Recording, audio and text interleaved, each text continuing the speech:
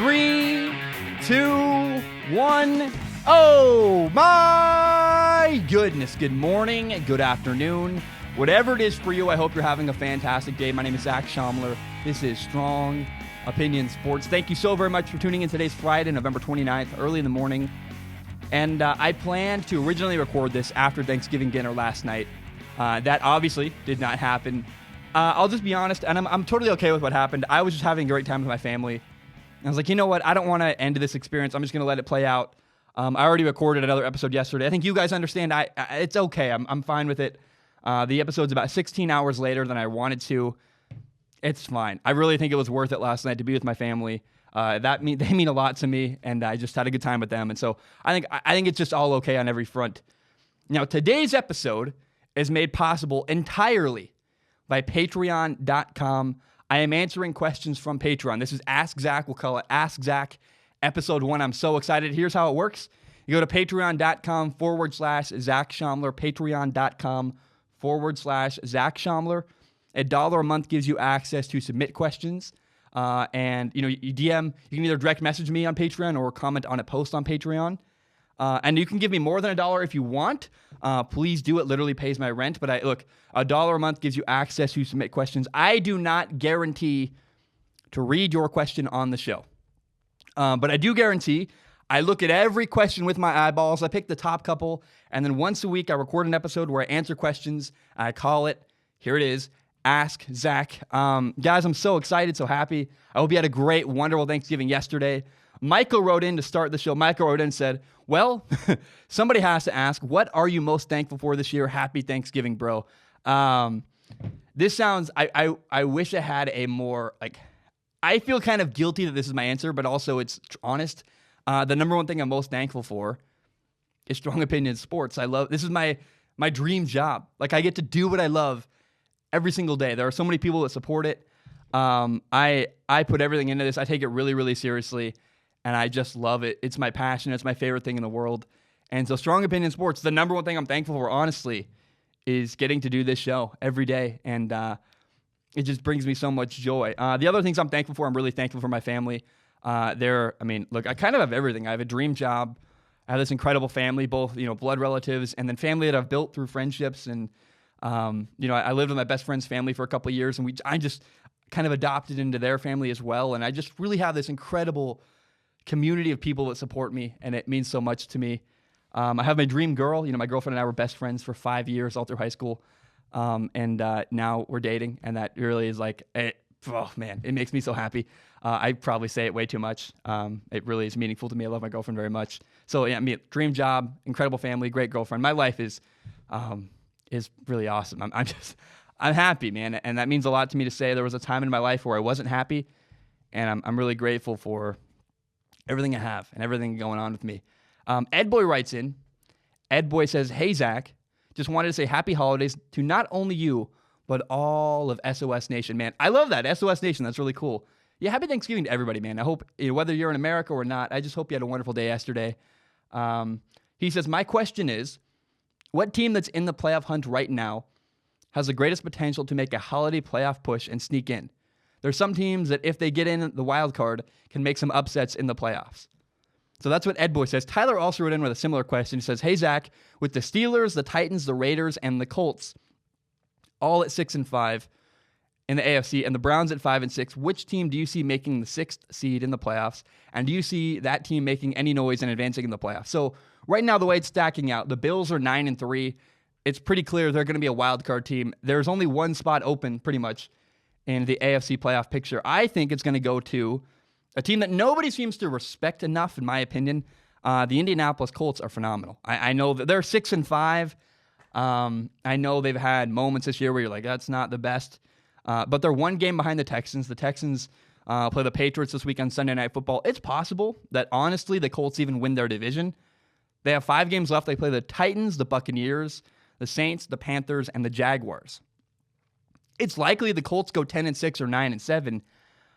Their quarterback, Jacoby Brissett, is fine. But the reason why I believe so heavily in the Colts, I really think I might be the biggest supporter of the Colts on the internet. I love them. Their offensive and defensive line are phenomenal. Their front seven, their linebackers, their defensive line on defense is phenomenal. They play the run really, really well. And their offensive line is phenomenal. And later in the year, December, January, how do you win football games when it's cold and snowy and wet, whatever you want to call it? Man, I'm telling you, if the Colts go to Foxborough, New England, do they go to Foxborough, Massachusetts to play against the New England Patriots? Oh my gosh.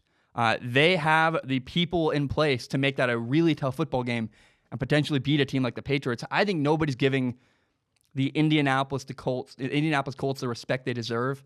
I think people write them off because of Jacoby Brissett, who's, again, not phenomenal, but the roster, the people they have in that building are all capable. And I think the Colts are the team, the sleeper team that nobody's really paying enough attention to. Okay, that was Tyler's question. This is a different person. He writes in his name on Patreon is W Tyler. He writes in, he says, "Happy Thanksgiving, Zach. As a Dolphins fan, I'm anxious to see what we do in both the offseason and the draft. While I love a complete look-in on what the Fins may or should do, I realize that may be a lot to ask. That being said, what are the top 5 options you think the Dolphins should go for to bring in or stick with behind at center? Rosen should be the guy. Should Rosen be the guy, or is our future in Tua, Herbert, etc.? I'm not sure if Burrow or even Tua will be there by our pick, so if not them, who else? Apologies for the long question. It's my first Ask Zach. Oh my gosh, thank you for reading this with your eyeballs. Tyler, I didn't know. I think your name is like Austin, actually, but that's your screen name. Dude, thank you so much, man. Really cool that's your first question. I also, before we answer W. Tyler's question, I want to also read Adam's question as well. Adam writes in, he says, "Hey, Zach, I'm pretty sure you're getting tired of questions about Rosen." Not really. I mean, there's not a lot to talk about, but we'll do it. He's also, the reason why I'm not tired of Josh Rosen questions is because he's really one of the more fascinating, players in all of football. Because here's the thing. He was drafted 10th overall last year. He was with one team his rookie year, another team his second year. He might go to a third team next year. I don't think we've ever seen a top 10 pick go to 3 teams in 3 years. That's just, and at quarterback, it's wild and weird. So Adam writes in, he says, "I want to know how you feel about Rosen to the Falcons. I don't think Ryan is anywhere near done, but I don't think it would hurt to have someone to groom behind him. Plus, I've been watching a lot of Matt Ryan and Josh Rosen college games. I feel they are very similar to each other." Okay. I think for the Dolphins, the question is, Tua might be there. It's possible Tua Tagovailoa is available. I think a team might trade up literally to get him. The question to me is, would the Dolphins rather move forward with Josh Rosen or Justin Herbert, the quarterback out of Oregon? That to me is really what the decision is going to come down to. There's a huge issue that Josh Rosen has. It's the reason why he looks like Matt Ryan. Josh Rosen can't move. He's very limited with his mobility. He can't extend a play. He's kind of a dinosaur. You watch Sam Darnold, Baker Mayfield, Josh Allen, Lamar Jackson. Every quarterback in that draft class has the ability to extend a play. Sam Darnold had a play last week against the Raiders where he's running to the left, he flips his shoulders, he throws a perfect pass right over a linebacker, perfectly into his guy's hands. It was an incredibly beautiful, wonderful throw. Josh Rosen can't do that.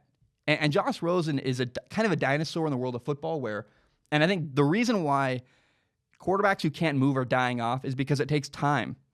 In order for a quarterback who cannot move around in the pocket to succeed, is you have to be a master of NFL defenses.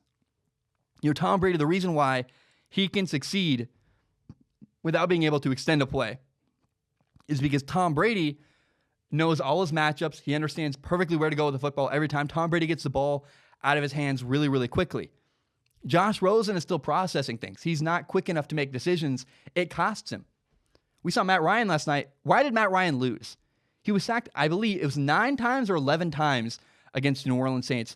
That's awful. That's miserable, and it would help so much if he could extend a play and avoid a sack. He would have probably been sacked 4 times if he was, Justin Herbert would have been sacked probably 4 times last night when Matt Ryan was sacked 9 or 11. I think his number's actually 9. Either way, that's ungodly and ridiculous. And the fact that you're sacked that many times shows you have a mobility issue. Your offensive line is terrible. Yes, absolutely. But the ability to escape a sack and roll out to the right or roll out to the left and extend a play isn't there for guys like Matt Ryan or Josh Rosen. And the reason why so many young quarterbacks can move now is because, hey, when you're not as polished, when you're Patrick Mahomes and you're in your second year playing, and you're not as refined as maybe you need to be with a decision-making standpoint, you can run around and extend a play. So I think if I'm the Dolphins, honestly, I say I'm not going to stick with Josh Rosen because I want a quarterback who can move. That's the new wave of the future. I want a guy who can extend a play. Justin Herbert can move. Now, a lot of people will question Justin Herbert's leadership, but a lot of people also question Josh Rosen's leadership. I, again, go back to this point. What are the Dolphins going to do with Josh Rosen? It's probably the most interesting storyline to me going into this offseason. There's a lot of quarterback movement coming. But the fact that the Dolphins might move on from Josh Rosen is interesting and bizarre. And now, if they keep him, here's the one thing. If the Dolphins do indeed decide to keep him, man, they're set up well. They can draft Chase Young. They could draft a really good player in the first round, like in the top 5, and have a franchise quarterback. It just depends on, do they believe in Josh Rosen or not? He's really, to me, Josh Rosen, the reason why I'm not sick of questions about him is because he is the most fascinating storyline going into this year's NFL offseason. Liam writes in, he says, "Happy Thanksgiving, Zach. My question is, Tua is still a top quarterback prospect in this draft and is the best quarterback there, in my opinion. But with his hip injury, how far do you think he will fall?" So the question is, how far will Tua fall in the NFL draft in April? My honest opinion is Tua will not fall even a little bit. He's just not going to. The top 10 today has the Bengals, the Dolphins, and the Chargers. If the NFL draft happened right now, there are 3 teams just in the top 10 alone that need quarterbacks.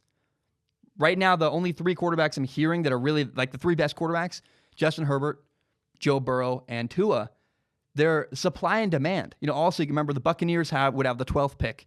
The Panthers would have the 14th pick. The Titans would have the 17th pick. The Colts would have the 18th pick. There's no way Tua Tagovailoa reaches let's say the 18th pick. It's not going to happen. Someone's either going to trade up for him or make a move for him. You don't see a quarterback fall that far in the draft when there's such a demand for quarterbacks in the NFL. I would be shocked. Now, remember, there are also free agent quarterbacks. Someone's going to sign Teddy Bridgewater. I think someone's going to pick up Gardner Minshew or Nick Foles, depending on who the Jaguars go with. It seems like they want Nick Foles, which is just bizarre to me. So that'll take 2 teams off the board, at least, not to mention Brady or whoever. There's I think multiple quarterbacks are going to move around, and someone's going to go somewhere else. But I just don't see Tua falling out. Let's say, and instead of the 18th, let's say the top 20. There's no way Tua falls to 21st overall. It's just not going to happen. Someone's either going to trade up for him or take him or make it happen. The Patriots are going to move up for him, if nothing else. Man, nobody is going to let Tua fall out of the top 20, and probably he's going to get drafted in the top 10. There's just such a demand for quarterbacks. There's no way. Even with his hip injury, quarterback is such a needed position. It's not going to happen that a team is going to let him go to the late first round. It's just not. He's not going to make it there. Now, Seb and Josh wrote in. I really liked their question. Seb says, "Happy Thanksgiving, Zach, to you and all your family. My question," and I want to say, by the way, part of my family is you guys listening, and you Patreon supporters are the deepest and richest connections I have in the community of Strong Opinion Sports. I consider you guys family, so happy Thanksgiving to all of you guys, man. It's awesome. Seb writes in, he says, "My question is a non-football related one. What is your favorite part of Thanksgiving dinner?" Seb, in fact, you know how I know Seb is from Europe? From the questions he's written in before. But he also wrote favorite with a U. That's the tell. If you don't know, if you're from America and you don't really branch out much, some people spell favorite Favourit. That's the European way of saying favorite. Nothing on you, Seb. It's just interesting. Like, oh, Seb, favorite. What's my favorite dish? Actually, Josh wrote in too. Josh says, "Hey, Zach, my question is, what is your favorite Thanksgiving side?" It's been interesting this year. My girlfriend found out she's celiac. I am actually really allergic to dairy. It makes my throat, I have a big problem with my throat. I'm really mucusy all the time. It's really a pain. And a big reason for this is because I'm very allergic to dairy, and it's really hard not to get dairied, and I avoid it at all costs. And how do you go to Thanksgiving dinner with a bunch of people and not have dairy and not have gluten? She's celiac, which means she cannot have gluten. And so we had a really fun Thanksgiving at her house where we cooked her, food that she could eat, and it was awesome. My favorite dish in Thanksgiving history, it is my all-time favorite dish. I love mashed potatoes, gravy, and then either turkey or ham, and you just mix them all together and you just mush it up, and it's like, oh man. I'm a big mashed potatoes guy. My girlfriend made incredible perfectly made mashed potatoes that were creamy and fluffy, and they had fake sour cream, or fake cream cheese, and we put garlic powder. Just, oh my gosh, I love it. So my absolute favorite Thanksgiving dish is mashed potatoes, gravy, and whatever meat you're serving, whether it's turkey or ham, and just get a bowl and mix it all up. Happy Zach. It was phenomenal. I had way too much of it last night. That is exactly how I want to spend every Thanksgiving for the rest of my life. I'm a weird person. I like the same. Like, if you haven't noticed, I wear the same exact shirt every single episode because I'm a very boring, bland person. I like to do the same thing every time because I like dependability. I like knowing exactly what I'm going to go get out of experience. That's why if I drink coffee, honestly, I just drink Starbucks because guess what? I know exactly what I'm going to get. So I like dependability, and that's what I do every Thanksgiving. The exact same thing. It makes me very, very happy. Brandon wrote in. Brandon says, "Happy Thanksgiving, Zach. I'm thankful for you and the content you make." Brandon, I'm thankful for you and your support on Patreon. It means a lot to me. He says, "Best sports-related channel and podcast out there. I hope by this time next year you're broadcasting games." Now, his question is, will the Pac-12... And by the way, I hope I'm broadcasting. I don't know. I think I would like to do broadcasting games. Honestly, I would prefer to do the XFL. I learned recently that it's hard to travel on weekends and then come back and do a show. It's nearly impossible, especially I don't have any help. I don't have a producer. I don't have any editors. I do all the show by myself. It's really, really hard to do this. And so, leaving for a whole weekend really throws me off my rhythm. If I do it, I want to fly, have a hotel room, get back Sunday night. But even then, I don't watch as much football as I need to on the weekend when I travel for games. So I would prefer to do the XFL, which is in the spring, because I'm not missing. In the spring, there's not college football. And on the weekend, in the regular season, during the fall, you have about 8 or 9 college football games to have to watch on Saturday, and about 8 or 9 NFL games to watch on Sunday. I can't do that if I'm traveling, If I watch, the XFL has fewer, like 4 games every week. And if I'm broadcasting one of them, I saw one, I can catch up on the other 3. That's way more manageable. I would much rather be an XFL broadcaster than a college football or NFL broadcaster. I think the XFL really fits me. I would love to work for them. Weird tangent. I'm sorry. I just thought of it. I guess that's my job, is to talk, right? You're here because you want to hear me talk about sports and whatever. Brandon's question is this. He says, will the Pac-12 get a shot at the college football playoff soon, or will they cannibalize themselves every year?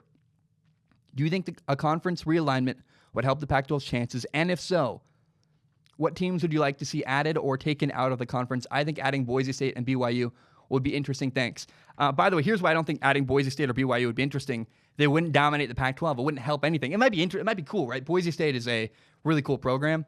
I don't know a lot about BYU, and they're not as good, but they wouldn't dominate. The reason why the Pac-12, I've said this for a long time. If you watch the Pac-12 in a vacuum, what that means is if you just had tunnel vision and only watched the Pac-12, it's phenomenal football. It's really great. It's dramatic. It's fun. Teams beat each other. There's not really a dominant team. Everybody can beat everybody, and it's really fun that way. The problem is not having a dominant team that's undefeated every year, like Alabama or Clemson or Ohio State. Not having one of those teams makes it so that you don't make it in. It's the unfortunate truth is that they're all so even. It hurts them on a national level. Now, I'm cool with it. I think, honestly, I would rather... Here's a great example right now. Utah or Oregon is going to win the Pac-12 championship game. And I think you have to ask yourself, if you're a Utah fan, would you rather go play Ohio State in the college football playoff and just get destroyed? You're going to get one game. Or go to the Rose Bowl and win. Either way, you're only getting one game. And wouldn't you rather win a game and have a New Year's Day game? You get to watch it on on a holiday and watch your team win. Doesn't that sound like a better experience, honestly, than getting destroyed by Ohio State and getting embarrassed at the end of your season? I just honestly I think the Pac-12 is sitting pretty. They have a great bowl game. It's fun. It's competitive. It's interesting. I don't think you want that 4th spot right now in the college football playoff. Now, I'll be brutally honest. Here is why. As long as Alabama wins, they're going to be the number 4 spot in the college football playoff. Here's why. What game would you rather watch? Be honest. Ohio State and Alabama or Ohio State and Utah?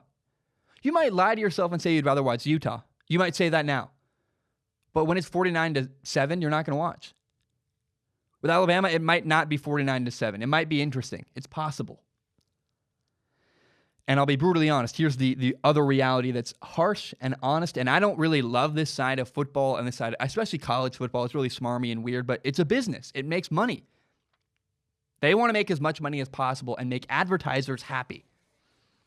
The advertisers that are going to play commercials on the college football game, who do they want to play in that game? Who do they want to see their products? Who's going to bring the most viewership in to see their advertisements?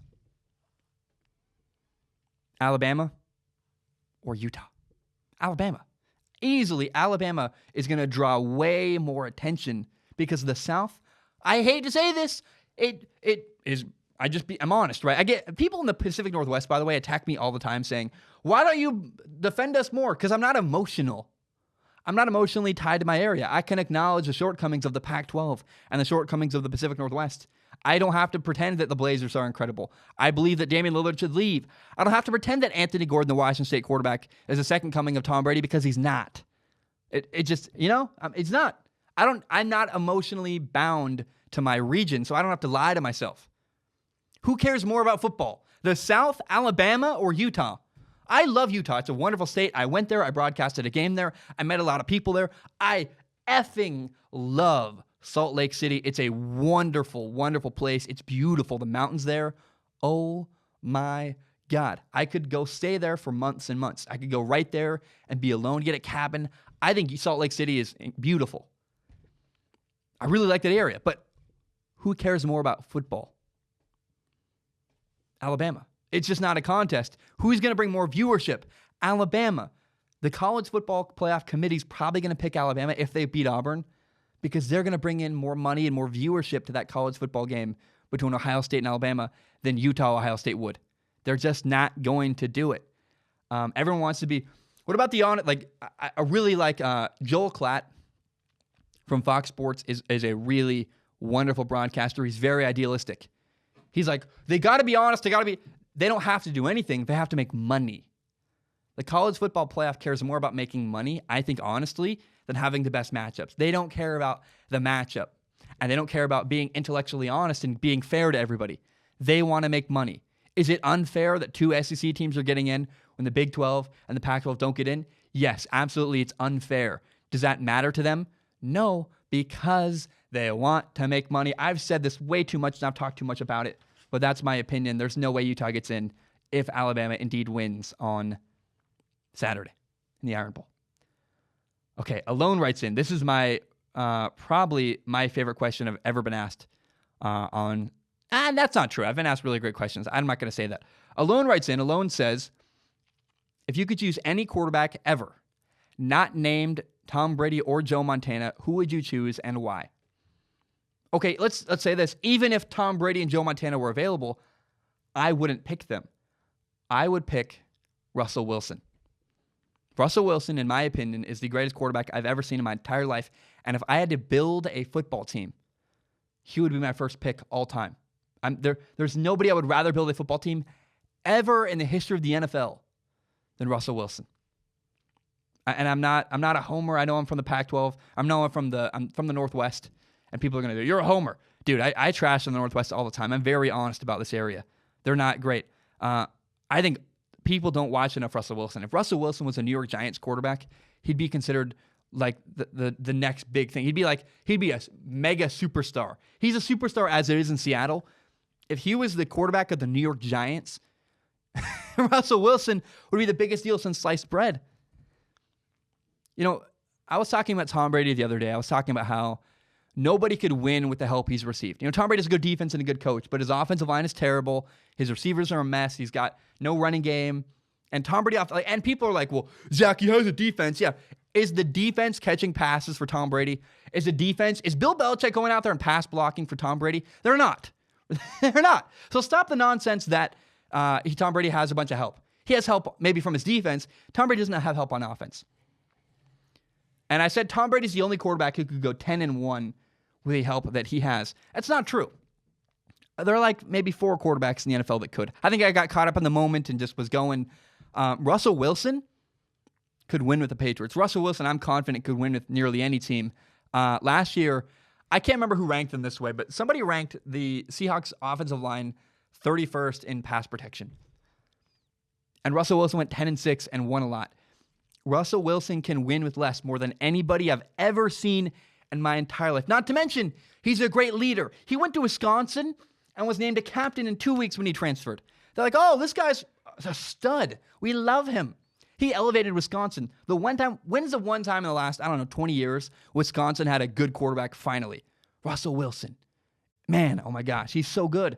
He has been in Seattle for years, and people just forget about him, and he's won with such a small amount of help.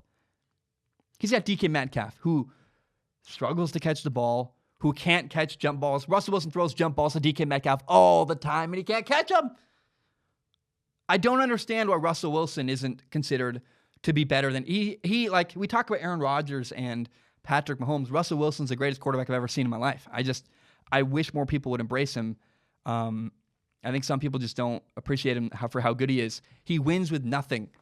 And not nothing. He's got some people around him. I'm sure someone's going to get offended about that. But the ability to win with an offensive line, like Tom Brady's surviving with a bad offensive line, right? Tom Brady has a bad offensive line in New England, and he's not playing great, but he's surviving it, and they're winning games.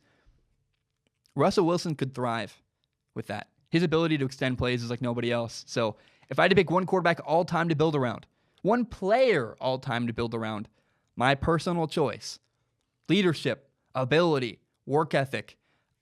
He says and does all the right stuff. He's an incredible face of your franchise. I am building around Russell Wilson, and there's nobody else close to me, in my opinion. Aaron writes in. Aaron says, hey, Zach, I'm a big fan of your YouTube videos. I think CeeDee Lamb is the best receiver prospect. Am I nuts? I don't think you're nuts. Now, it really comes down to it's either CeeDee Lamb, who is the receiver at Oklahoma, or Jerry Jeudy, the receiver at Alabama. One of those two is the best receiver coming up in the NFL draft. Jerry Jeudy should be the number one pick. Maybe. It's very close. Jerry Jeudy runs great routes. He's extremely, extremely physical. He can run after the catch. The only concern, though, is recently Jerry Jeudy's been struggling with drops, which is weird. He's dropping the football. And it's kind of important for the top receiver prospect to catch the ball and not have a problem with drops. Now, Jerry Jeudy's drops are really the only reason why CeeDee Lamb is being put in this conversation. If Jerry Jeudy catches everything, obviously he's the number one receiver. He's better. He's more crisp and more refined in other areas. But CeeDee Lamb is so good. Here's what makes him incredible. He reminds me a little bit of Antonio Brown, actually. The way he can track the ball in the air and the way he can catch contested passes. There's a defender next to him. CeeDee Lamb wins the ball nearly every time. And I think you're right. I think CeeDee Lamb is probably the best receiver in this draft class because of his ability to catch passes in one-on-one coverage against a defender. And, he just finds a way every single time to win contested passes. And his work ethic's awesome. He put on 20 pounds between last year and this year. And all muscle. He didn't just get fat over the offseason. He put on 20 pounds of muscle. CeeDee Lamb works his butt off. And I'm really excited because around the time of the NFL draft, I have a spot over there for guests to come and sit. And I'm going to have my buddy Nathan Hawthorne come in. He played receiver in college. He was a Division I wide receiver. He'll come in and analyze the top, we'll say the top 4 or 5, maybe 6 receivers in the NFL draft and say, hey, Nathan, where do you rank them? Why? We'll have a fun and deep, in-depth breakdown of them. And that'll be Nathan's work. It'll be really fun to do it together. So expect that soon. But in my opinion, if you ask Zach, which is the name of the segment, CeeDee Lamb is the best receiver in the NFL draft. But it's very, very close. Him and Jerry Jeudy are neck and neck. But I think that CeeDee Lamb does a better job catching the ball, just straight up. And so that is why I would elevate him over Jerry Jeudy. Devin writes in. Devin says, hey, Zach, what do you believe the Chargers should do this offseason to improve the team and get back to the Super Bowl conversation? And do you believe Anthony Lynn is anywhere near the hot seat after a disastrous third season? That's where I want to start. Anthony Lynn has done an incredible job with the Chargers. He's not on the hot seat. He's one of the more underrated coaches, actually. in my opinion, in the NFL. He went 9-7 in his first year. He went 12-4 in his last year. He's 4-7 so far this year, but Phillip Rivers is the issue. Anthony Lynn is not the problem. In fact, Anthony Lynn's a great coach in my opinion. Phillip Rivers has costly turnovers. He has really bad interceptions, and it's cliche to say. A lot of people just blame it on his age, but it's true. Watch him. His arm is declining. His arm is not the same. He throws the ball vertically, and he can't get it far enough. And his accuracy's been a mess, which means his body probably hurts. He's not been accurate. He's been a mess. His footwork is terrible. It's like he's running. It's like he's working in sand in the pocket, literally. Did anybody watch the Chargers and the Chiefs?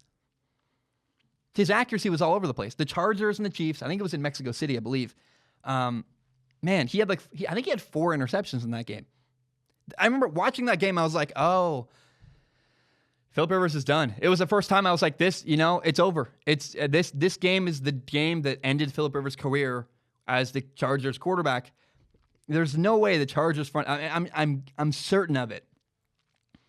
The Chargers front office watched that game and went, "We need a new guy. We need a new quarterback. Our current quarterback is costing us games." They were like, "We can't do it. We're done. We got to move on." So, is Anthony Lynn the problem? Absolutely not. What do they need to do? Oh, how about get a new quarterback? Pretty simple. I think you signed Teddy Bridgewater. You're in great shape. You signed Gardner Minshew to the Chargers. You're in good shape. You got pieces there. A great defensive line. A good running back. Good receivers. Talent everywhere. What's the problem with the Los Angeles Chargers? Why are they losing football games? Why are they 4-7? Phillip Rivers. I was going to do a film analysis of him this week. I just didn't have time because I have 2 in-studio interviews this week. I have Thanksgiving. I didn't have time to do a film analysis this week. I wanted to do one on Phillip Rivers because he had his bye week last Sunday. He is the reason why. I've watched enough film. You just take my word for it. If you don't believe me, it's fair enough. I'll do a film analysis later this year. Phillip Rivers is the reason why the Chargers are losing football games. He's the difference for them. His interceptions, his inaccuracy, his bad decisions, they are costing him and costing his team victories. Lenny Wrightson. Actually, first we have a what do you call this? A comment from Alexander. Alexander writes in, he says, "Hey, Zach, no question for me. I just wanted to thank you for opening up about your brother when you were talking about Solomon Thomas. I can imagine it's still hard to talk about his loss, and it's so brave of you to do so." But by the way, I'm glad people say that it's brave. A lot of people say this to me. I've never felt brave talking about Zane's death. I do it because I think it's the right thing to do. And actually, I'm very comfortable talking about it. A lot of people, I think I have dealt with it more than most people would have. I think I've processed. I'm a lot farther along in the grieving process than most people who lose their brother 3 years ago. I appreciate you calling me brave. I'm a little bit uncomfortable when people call me brave because I'm not brave. I'm just doing what I think is the right thing to do, which is talk about suicide and be honest that it's a really serious conversation. He says, "It's important to start conversations about mental health and illness, and you using your platform is going to empower others to speak up when they need help. You never know what people are going through, and mental illness is so hard to talk about with all the stigma surrounding it, but maybe someone listening to your podcast feels more supported now. You never know what kind of impact you could have, so again, thank you. I appreciate you sharing your family story, and I hope you're recovering however you can. You always keep it real, so real on your pod, and that's the reason you're my favorite YouTuber. Sending love this Thanksgiving. Thanks. Take care, bud." Alexander, thank you, man. I miss my brother, man. Like, you just do. I remember the suicide hotline is 1-800-273-8255. 1-800-273-8255. If you're struggling, go get help. I tell people every episode, man, if you're having a hard time, don't suffer in silence. And be sure to tell the people in your life you love them, you care about them. Don't be afraid to open up and have deeper conversations than just about sports and movies and video games. Have some depth to your conversations. I challenge that every episode. Alexander, I love you, man. Thank you for writing in. Thank you for supporting me on Patreon. And it means the world to me. And I think Solomon Thomas is now in a suicide awareness episode. I think that's an untold story in the NFL. Solomon Thomas's struggles in the NFL. He's kind of a bust. His sister died after his first year. It's very important.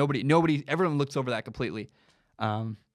And I think it's hard to survive at all when your brother dies and when a sibling of yours dies. It's hard to do anything. I dropped out of college. I didn't do anything about it. I worked at a car wash for 2 years, literally. I was useless. I did nothing. I can't believe that Solomon Thomas found a way to stay in the NFL at all, let alone, keep his spot. It's impressive. So nobody gives him the credit he deserves. He's not a bust. He's a guy who's went through a lot. And I think people need to acknowledge that a little more and have a little more graciousness towards Solomon Thomas and his journey. Lenny Wrightson. Lenny says, hey, Zach, I want to know what makes you love football. For me, it's the fact that every snap, every player gives it 110% every time, and when they don't, they lose. I also just love watching and analyzing defenses. That's what makes this sport great in my mind. The best thing about football in the world, honestly, is the lessons you can learn. That's a great one right there, is if you don't bring your A game, you fail. What happens to me on the podcast? If I don't do my best every time, people call me out when I make a bad segment. People call me out when I screw up. It's just the way it works. And so I think that lesson and so many other lessons that you can learn from the game of football, it's the ultimate team sport. There's nothing like it where in baseball, there's one guy batting. It's just there's some on defense is a little different. There's more communication there and camaraderie. But man, there's more isolation in other sports. In football, if the offensive lineman doesn't do his job, we fail. If the receiver doesn't catch the ball, he fails. If the quarterback makes the wrong read, we fail. If a defender's in the wrong spot, you fail. If it really is so important for all 11 guys to be on the same page, and to me, it's just an incredible, beautiful thing. The other thing I love about football are the stories. And really, this is any sports, is that it lends itself so well to stories. Guys like Julian Edelman is an incredibly inspiring story. As a Patriots receiver, he played quarterback in college. He was a 6th-round pick, and he has elevated himself into a really great receiver, like a legendary receiver, by working his butt off. He went from a quarterback to a receiver. That's impressive, man. To have the career he's had, Super Bowl MVP, do what he's done. I don't think he's an all-time player. I think he's very good, though, and his story is inspiring. Tom Brady's story is inspiring. He overcame the odds. No one wanted him. To me, that's why it's so cool. Football's also a beautiful game. I love the strategy and the nuance of football, man. It's just so cool. Like breaking down film, you guys know, it's my passion. It's fun to me. I love doing it. I think the hard part about this industry, honestly, is that it moves so quickly. It's hard to do film analysis videos during the year because I don't have the time I really need to do to give it right. I don't have a right amount. I don't want to rush an episode, basically. I don't want to make a bad product because I'm in a hurry. And so my film analysis aren't as good during the regular season. They're better in the off season when I can really take the time I need to. And I worked on a Kirk Cousins episode for 2 weeks last year. 2 weeks. Because it takes time. It takes hours and hours. It was like 120 hours of my life. So, it's the best, man. Breaking down football is so cool. And then I loved playing football. Your team, having a brotherhood. Even I was at a college very briefly, and I left for reasons I didn't like my coach, my quarterback coach. We did not get along, and I left. I didn't believe in him, and I left. And his style of coaching and dealing with quarterbacks didn't work for me, and I didn't trust him, and I didn't believe he was telling me the truth, and so I left. I didn't believe he was being honest with me. And so I left, but I still love those guys, man. The teammates I made there, it was painful to leave because you're so tight with your brothers and your teammates, and you work hard together, and you build something together.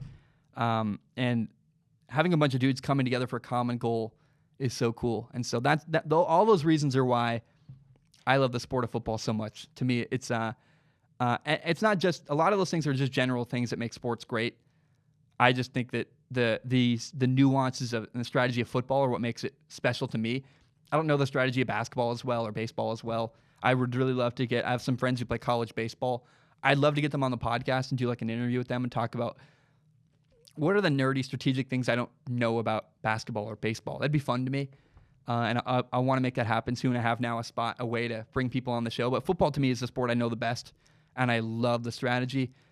And then I love all the other stuff that makes sports special. And then again, I think football is a special sport because it, unlike other sports, really is important to have a team camaraderie and chemistry more than golf or baseball. There's a one pitcher and one batter. I know there's team stuff, there's teamwork in basketball, but football has a different level of teamwork than any other sport. One guy can't take over a game the same way you can in basketball or baseball. And so I think football is just special. It's a cool sport. Devin Ritz says, "Hey, Zach, it's Devin with an A again. I've been away for a while, preparing for my new job and whatnot. Congrats, man. That's awesome. So sorry I haven't been active in the community as much. Just want to say I'm still excited about your continued growth. I'm happy you're getting rest now and taking care of yourself. It really shows in your content. Thank you. I'm working hard to take time to take a break when I need to and rest." He says, "Not many people know this, but I'm a San Francisco 49ers fan living in Louisiana. Saints territory can get a little hostile when you love another team. While I love my boys in red, I just cannot help but adore watching the Ravens and Lamar Jackson run through teams." So he's a 49ers fan who loves watching Lamar Jackson. I don't blame you, man. It's awesome. He says, "What is your favorite moment of the Ravens football so far this year?" Mine was when the Ravens committed a 12 men on the field penalty. My favorite Ravens moment, according to Devin, says, "My favorite Ravens moment of the year was when the Rams committed a 12 men on the field penalty and got the Ravens in field goal range. Justin Tucker came out and got set up to kick a field goal. Lamar Jackson ran onto the field with the offense, told him to get back on the bench and that he's got this, and converted the fourth down. It really cemented my love for Lamar Jackson." Yeah, Lamar was like, "Get off the field. We're going for this on fourth down," and they got it. That's really cool. My favorite Ravens moment of the year, and really, let's be honest, it's Lamar Jackson's team. My favorite Lamar Jackson moment of the year was where he had this incredible day throwing the football, and he says to the media after the game, he goes, "Not bad for a running back.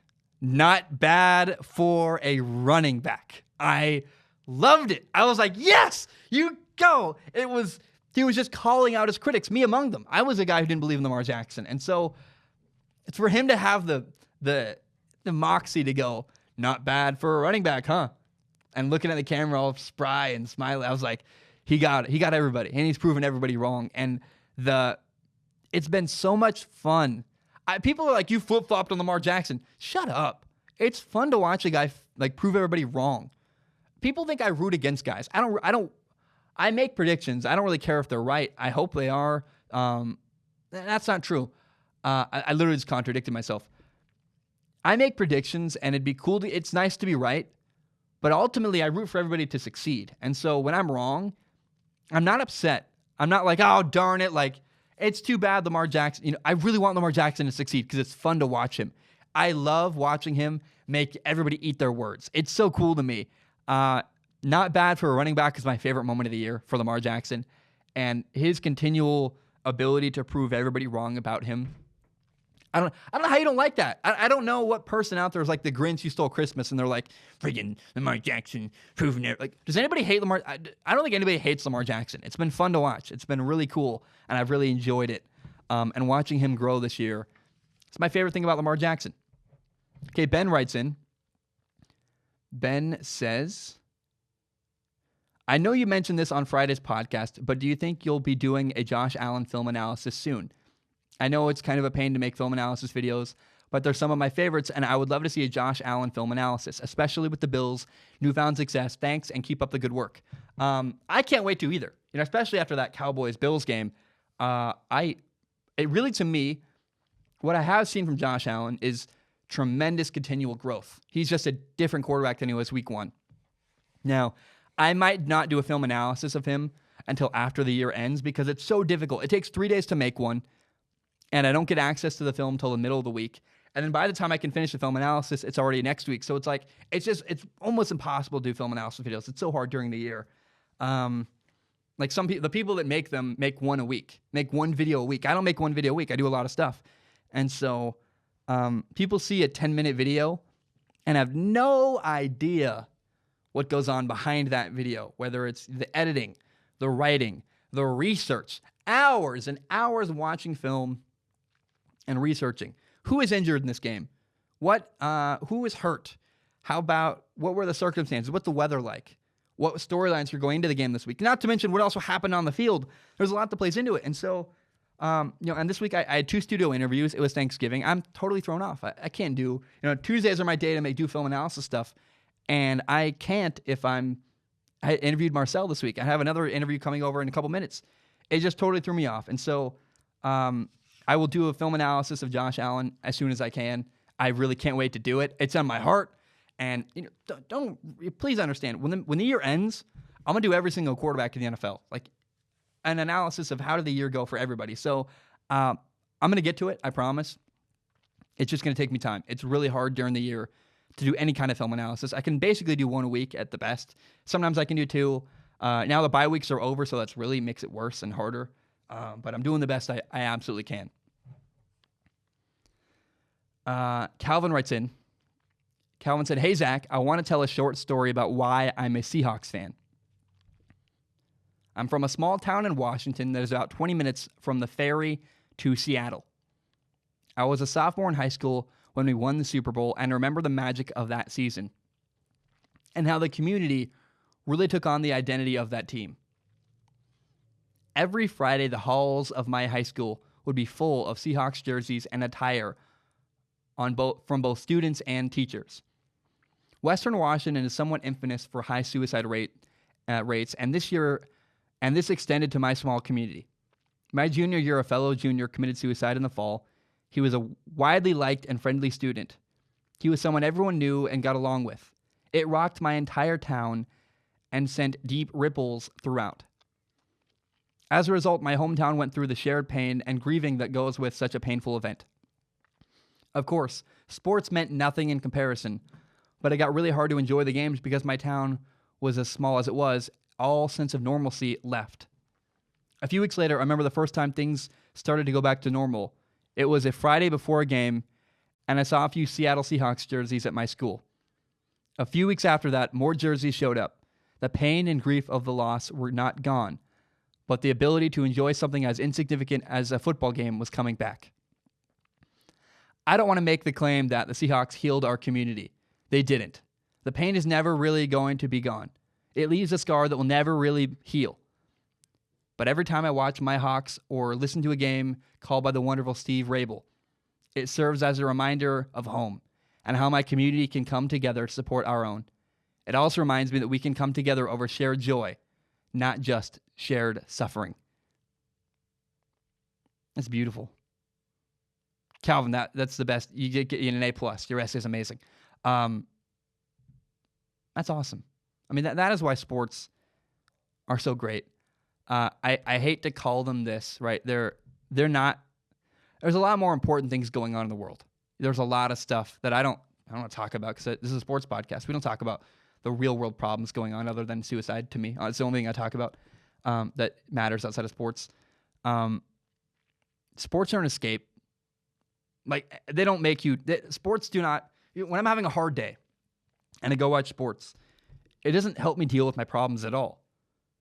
But it helps me get away from them and have a brief window of time where nothing else matters. There's no pain. There's no suffering. It's just sports and entertainment. And that's why, to me, I love them so much, is they really helped me through my darkest times. And when I was really in the worst times of my life, really struggling, even sports couldn't help me. That's why there was about a year period where I didn't watch sports. I didn't watch the Super Bowl. I tried to watch the Seahawks and the Patriots, and I fell asleep because I just was so depressed about my brother dying, and I couldn't get myself into it because I couldn't distract myself from it.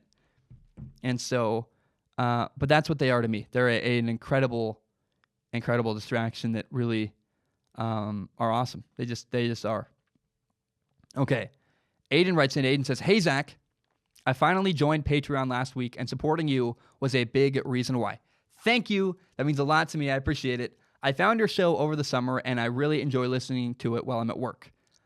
I really liked what you said in your last episode about doing an all Ask Zach show so you can get more questions, and here's mine. For that, or whatever episode you want to put it in. Why do you think that the best college football programs don't necessarily produce the best quarterbacks? And on the other side, why do some of the most successful quarterbacks in college don't find success in the NFL? Obviously, in the last few years, you've had Deshaun Watson, Baker Mayfield, and Patrick Mahomes from top schools. But players like Marcus Mariota, Jameis Winston, and of course Johnny Manziel, and Tim Tebow were unable to succeed in the pros after doing very well in college. Is it just really hard to find a quarterback? I tried my best to keep this brief, but here we are. Thank you for looking at this with your eyeballs, and I hope you get to hear your answer. I hope I get to hear your answer soon. P.S. I bought my SOS shirt yesterday. Let's go. That's an older question, but that's awesome. I'm glad I'm able to support you, and good luck with SOS and broadcasting in the future. Best wishes, Aiden. Thanks for buying a shirt, man. I really hope you wear it proudly. You rock it on Instagram. You take a picture in it. Tag me in it. I would love to. It makes me so happy. Okay. Having less help in college promotes quarterback development. The better your team is, the easier it is for you to not grow. Jake Fromm is the quarterback at Georgia, and I don't know how many times I watch him, and he has time in the pocket for days, and nobody around him. He can sit in the pocket for like 8 seconds, and there's nobody even near him. Just like he's like on a little cloud, totally safe.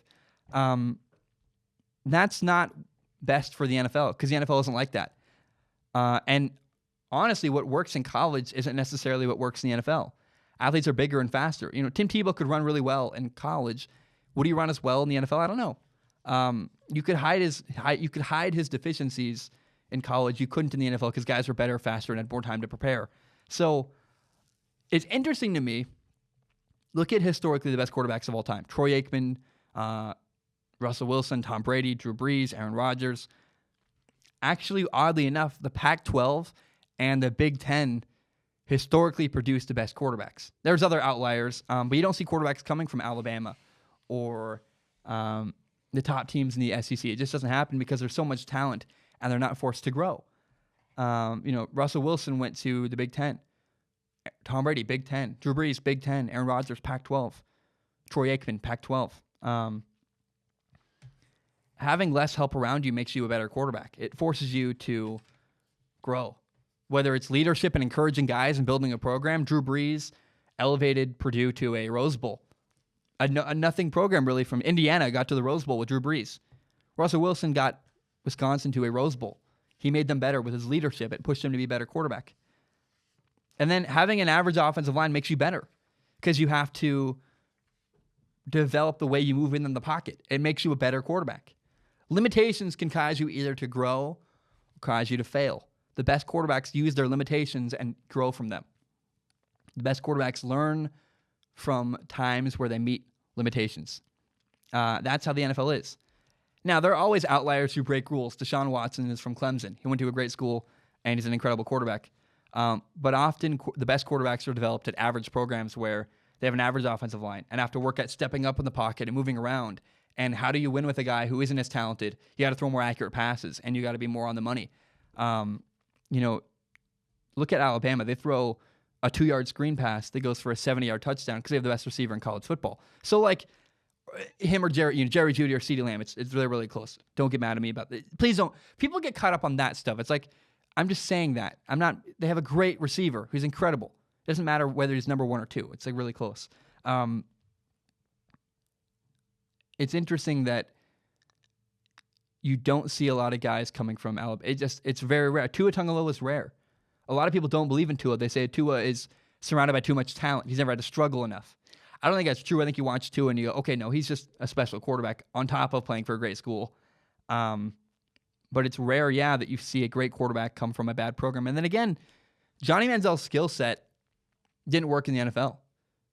He relied on his physical ability, and his physical ability was good enough to work in college, not in the NFL. He couldn't get away with it in the NFL.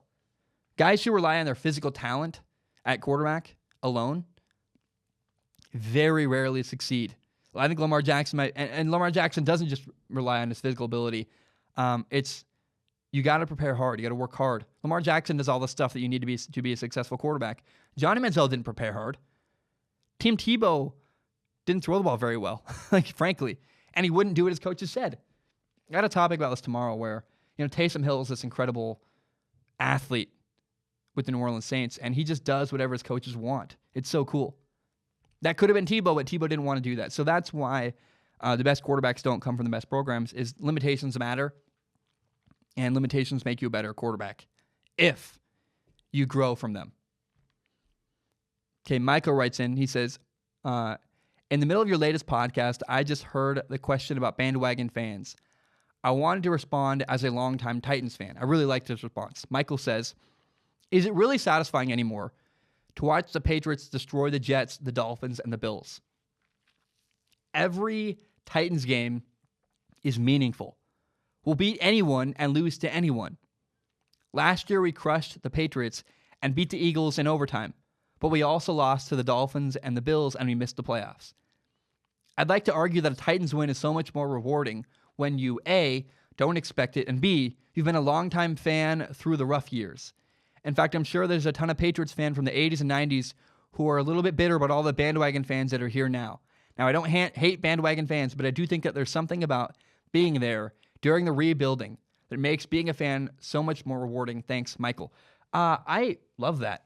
When you're there for something through the process of building it, it's more meaningful when it comes to you have finally success. Trust me, that's the show. I used to do Strong Opinion Sports in a dorm room. Now we have a whole room dedicated to just recording. How cool is that? I get that process of building something. That's why I didn't say you should support a team because they win. If I support a football team, it's because they're run really well. I don't have time to support a football program or any sports team that's poorly run, where I don't agree with things going on. If you make too many decisions in a row that I don't agree with, I can't support you. But, man, that's the one thing he's got that nailed is when you support a team for a long time and they finally win, it feels so much better. The Alabama fans, I went to, what did I do? I worked for ESPN's College Game Day one time. It was in Pullman, Washington. Tiny little town, Washington State University. And all the crew there was like, man, we're so glad to be here and not Alabama. Because Alabama fans don't appreciate College Game Day anymore. They don't show up as much. It's become normalized to them. Oh, yeah, of course ESPN's here. They're always here. Whereas Washington State University had never had ESPN's College Game Day there before. Everybody flocked to watch and to be a part of that moment because it had never happened before. I got the honor to work there and operate a camp. It was really, really cool. But my point is that the more you succeed, the easier it is to take it for granted. That's why I'm really careful with Strong Opinion Sports. I never want to take it for granted. I work my butt off because I understand that having 114,000 subscribers isn't easy. And I haven't made it, and I've got a long way to go. And I'm still living paycheck to paycheck, to be quite honest. And so I just got to keep working and keep growing. And I never, ever want to take it for granted how wonderful my life is and how, I have a very weird job where I work at 2 a.m. all the time and I don't go out with my friends, and it's totally okay because that is the price you pay to have the greatest job in the world. So I don't know how I got here, but I guess the point is be grateful for what you have and never take success for granted. The last question of the day is from Alex. Alex writes in, he says, first of all, I just want to say I love your content and can't wait to see you grow.